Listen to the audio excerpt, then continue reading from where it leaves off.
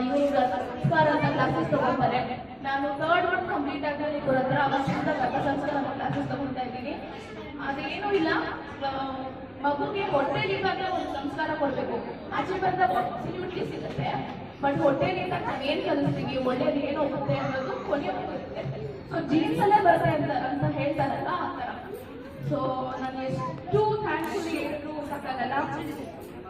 ನನ್ನ ಮೈಂಡ್ ಸೆಟ್ಟೇ ಇರಲಿಲ್ಲ, ನಾನು ನಾರ್ಮಲ್ ಮಾಡ್ಕೊಂಡು ನಾರ್ಮಲ್ ಆಗುತ್ತಾ ಸಿ ಸೆಕ್ಷನ್ ಆಗುತ್ತಾ ಅಂತ. ಬಟ್ ನಮಗೆ ಇನ್ಫೆಕ್ಷನ್ ಅಂದ್ರೂ ಭಯ ಇತ್ತು. ಎಷ್ಟು ಪ್ರಿಪೇರ್ ಮಾಡಿದ್ದಾರೆ ನನ್ನ ಅಂದರೆ ನಾನು ನಾರ್ಮಲ್ ಹೇಳಿದ್ದೀನಿ.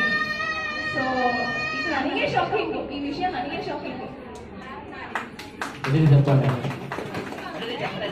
ಅದಷ್ಟೇ ಅಲ್ಲ, ಕ್ಲಾಸಸ್ ಅಲ್ಲಿ ಹೀಲಿಂಗ್ ಬಗ್ಗೆ ಇರುತ್ತೆ, ನಮ್ಮ ನೆಗೆಟಿವ್ ಥಾಟ್ಸ್ ನ ಹೇಗೆ ತಲೆಯಿಂದ ತೆಗೆದಾಕ್ಬೇಕು ಅನ್ನೋದ್ರ ಬಗ್ಗೆ ಇರುತ್ತೆ.